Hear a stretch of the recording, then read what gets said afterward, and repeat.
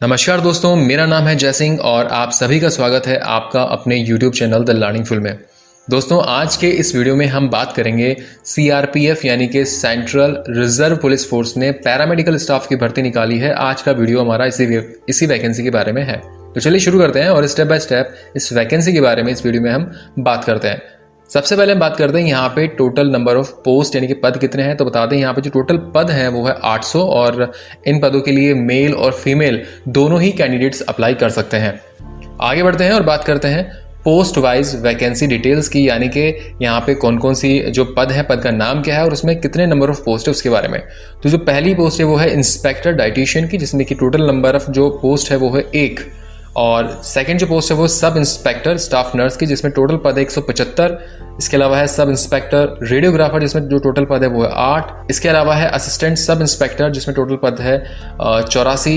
इसके अलावा साइकोथेरेपिस्ट है 5। इसी तरीके स्क्रीन पे आप देख सकते हैं काफ़ी सारी इसमें पोस्ट हैं, सभी के नाम आप देख सकते हो। उसमें कितने नंबर ऑफ पोस्ट है वो भी स्क्रीन पे आप देख सकते हैं, आगे लिखा हुआ है। तो वीडियो को आराम से आप पोज करके कौन कौन सी पोस्ट है उसमें कितने नंबर ऑफ पोस्ट है आप देख सकते हैं। आगे बढ़ते हैं और बात करते हैं यहाँ पे इसमें आपके इंपॉर्टेंट डेट्स के बारे में बात कर लेते हैं, यानी कि जिसमें ऑनलाइन एप्लीकेशन आपकी कब से स्टार्ट होंगे, लास्ट डेट क्या है उसके बारे में बात करते हैं। तो बता दें यहाँ पे जो आप फॉर्म फिल करेंगे, फॉर्म जो भरेंगे उसकी जो डेट है वो है 20 जुलाई 2020 से इसके फॉर्म भरना शुरू हो जाएंगे। जो लास्ट डेट है फॉर्म भरने की वो है 21 अगस्त 2020। अब बात करते हैं जो आप इसकी फीस भरेंगे उसकी लास्ट डेट है 31 अगस्त 2020 और जिसका एग्जाम होगा, रिटन एग्जाम जो होगा वो होगा आपके 20 दिसंबर 2020 को। ओके, तो ये हो गई इसकी इंपॉर्टेंट डेट्स। अब आगे बढ़ेंगे और बात करेंगे इसकी एप्लीकेशन फ़ी के बारे में, यानी कि आपको कितनी फ़ीस भरनी है। तो अगर आप ग्रुप बी यानी कि इंस्पेक्टर और सब इंस्पेक्टर पोस्ट के लिए अप्लाई कर रहे हैं और अगर आप जो है जनरल OBC या फिर EWS कैटेगरी से हैं तो यहाँ आपको 200 रुपये फीस देनी होगी। और जो फीमेल कैंडिडेट्स हैं चाहे वो किसी भी कैटेगरी से हो उनको यहाँ पे कोई फीस नहीं देनी है। इसके अलावा जो SC और ST कैटेगरी के जो कैंडिडेट्स हैं उनको भी यहाँ पे कोई फीस नहीं देनी है।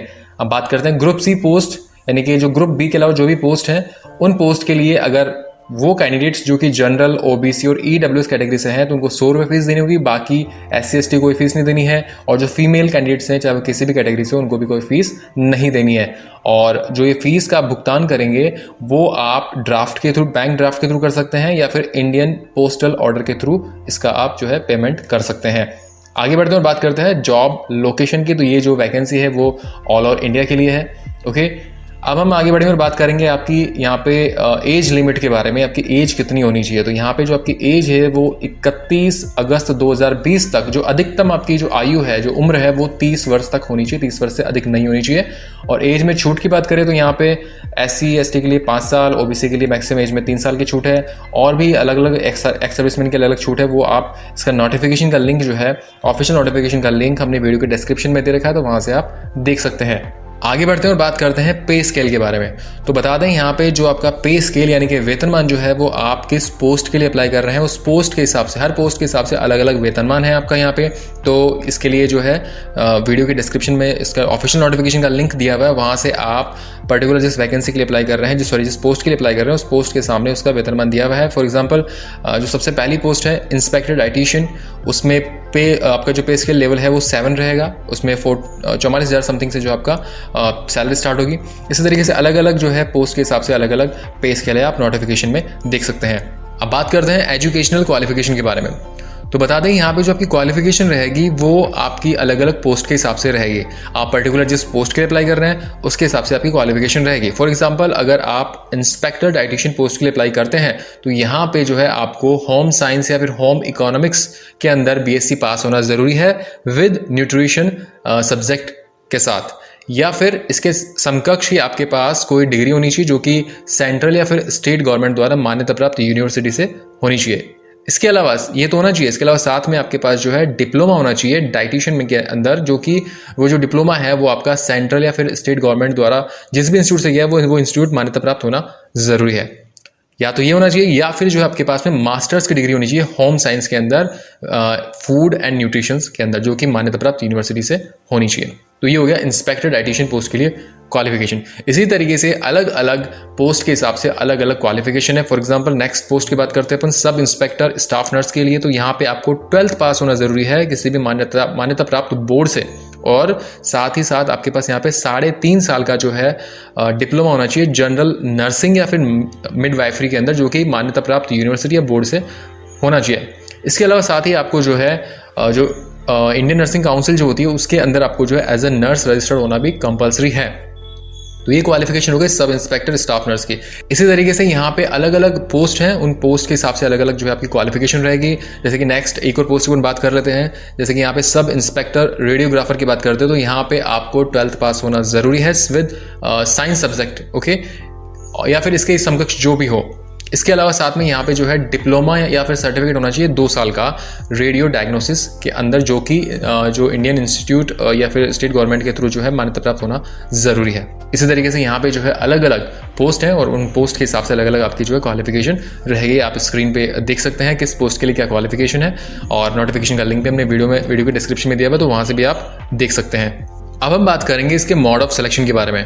तो बता दें यहाँ पे जो मोड ऑफ सिलेक्शन है, जो आपका प्रोसेस होगा सिलेक्शन का, उसमें टोटल 5 स्टेप है। पहले स्टेप के बारे में बात करते हैं। पहला स्टेप है आपका PST यानी कि फिजिकल स्टैंडर्ड टेस्ट। इस टेस्ट में आपका एक तो हाइट और एक चेस्ट, ओके, इन 2 चीज़ों का टेस्ट होगा। पहले बात करते हैं अपन हाइट के बारे में।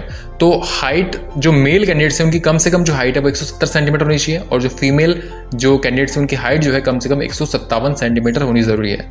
और ये जो हाइट है वो SC, OBC, EWS और जनरल कैटेगरी वालों के लिए है। और अगर वो कैंडिडेट्स जो कि ST कैटेगरी से बिलोंग करते हैं और जो मेल कैंडिडेट्स हैं उनकी हाइट जो है कम से कम 162.5 सेंटीमीटर और फीमेल कैंडिडेट्स के लिए 150 सेंटीमीटर होनी ज़रूरी है।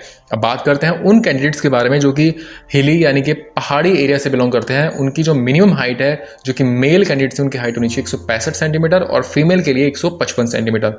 तो ये हो गया आपका हाइट का मेजरमेंट। अब बात करेंगे हम यहाँ पे चेस्ट के बारे में।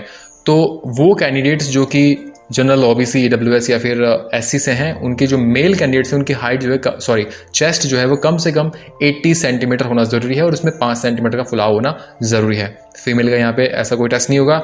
बात करते हैं ST कैटेगरी वालों के लिए, जो चेस्ट है वो मेल कैंडिडेट्स के लिए 76 सेंटीमीटर कम से कम और 5 सेंटीमीटर का फुलाव होना ज़रूरी है। और जो पहाड़ी एरिया से जो मेल कैंडिडेट्स बिलोंग करते हैं उनका जो चेस्ट है कम से कम 78 यानी कि 78 सेंटीमीटर होना चाहिए और इसमें कम से कम 5 सेंटीमीटर का फुलाव होना चाहिए। तो ये हो गया आपके चेस्ट के बारे में। इसके अलावा वेट का टेस्ट, इसके अलावा यहाँ पे आपका वेट भी होगा। वेट जो है वो आपकी हाइट और एज के हिसाब से रहेगा, ओके। तो ये हो गया आपका PST यानी कि फिजिकल स्टैंडर्ड टेस्ट। PST के अंदर एक और चीज़ यहाँ पे आपकी होगी, वो होगा आपका डॉक्यूमेंट की स्क्रीनिंग भी यहाँ पे होगी। डॉक्यूमेंट आपके यहाँ पे जैसे कि कास्ट और कैटेगरी सर्टिफिकेट, एजुकेशनल सर्टिफिकेट, इसके अलावा एज और डेट ऑफ बर्थ सर्टिफिकेट, इसी तरह से EWS सर्टिफिकेट, और अगर कोई एक्स सर्विस मैन है तो उसके इसके अंदर जो है डिस्चार्ज सर्टिफिकेट या फिर एक्सपीरियंस सर्टिफिकेट, ये सभी सर्टिफिकेट्स भी वहाँ पे PST के दौरान चेक किए जाएंगे, ओके। आगे बढ़ते हैं और बात करते हैं सेकेंड स्टेप के बारे में, वो है PET यानी कि physical efficiency test. Physical efficiency test के अंदर 3 चीज़ें होंगी, एक तो आपकी रनिंग, एक होगा लॉन्ग जंप, एक होगा हाई जंप। पहले बात करते हैं अपन रनिंग के बारे में। जो रनिंग होगी पहले बात करते हैं उसमें मेल कैंडिडेट्स के बारे में। तो यहाँ पे आपको 1.6 किलोमीटर की दौड़ होगी जो कि आपको 7 मिनट 30 सेकंड में पूरी करनी है। और जो फीमेल कैंडिडेट्स हैं उनकी जो रनिंग होगी वो 800 मीटर की होगी जो कि उनको 6 मिनट में पूरी करनी है। अब बात करते हैं लॉन्ग जंप यानी कि लंबी कूद के बारे में। तो जो मेल कैंडिडेट्स हैं उनकी यहाँ पे उनको जो है 10 फीट का जो है लॉन्ग जंप होगा जिसमें उनको 3 चांस मिलेंगे। फीमेल कैंडिडेट्स को जो यहाँ पे 6 फीट का जो है लॉन्ग जंप होगा उसमें 3 चांसेस मिलेंगे।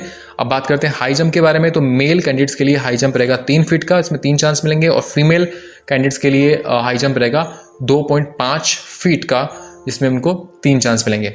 और यहाँ पे फिर आगे वो कैंडिडेट्स जिन्होंने PST और PET दोनों ही स्टेप्स क्लियर कर लिए हैं उनको जो है रिटन एग्जामिनेशन के लिए आगे बुलाया जाएगा और उनको एडमिट कार्ड दिए जाएंगे। तो नेक्स्ट स्टेप जो अपना है वो है रिटन एग्जाम का।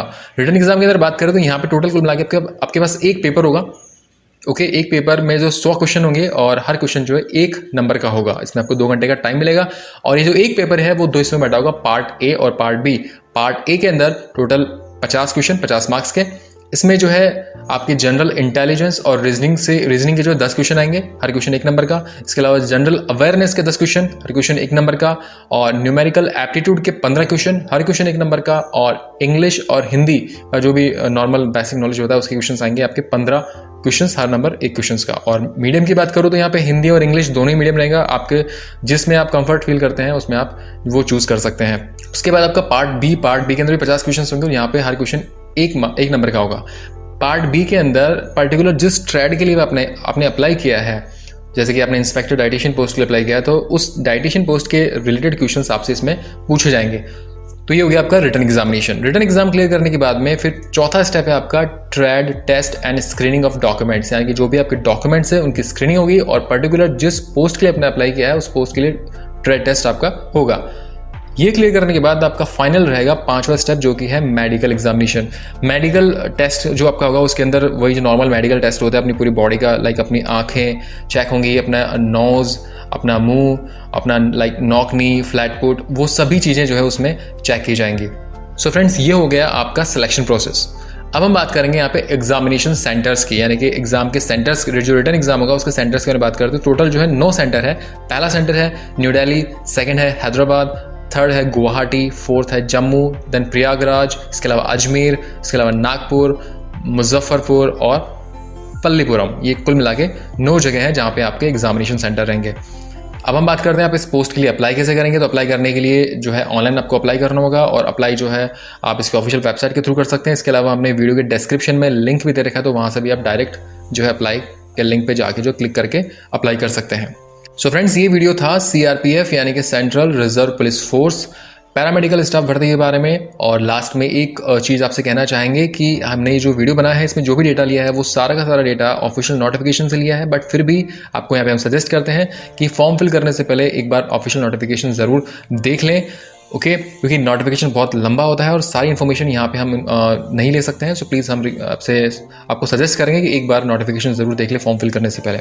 और अगर आपको ये वीडियो अच्छा लगा हो तो वीडियो को लाइक कर दीजिएगा, शेयर कर दीजिएगा, और अगर आप हमारे चैनल पर नए हैं और इसी तरह के नए नए वीडियोज़ देखना चाहते हैं तो प्लीज़ इस चैनल को सब्सक्राइब करके जो बेल आइकन है उसको ज़रूर प्रेस कर दीजिएगा।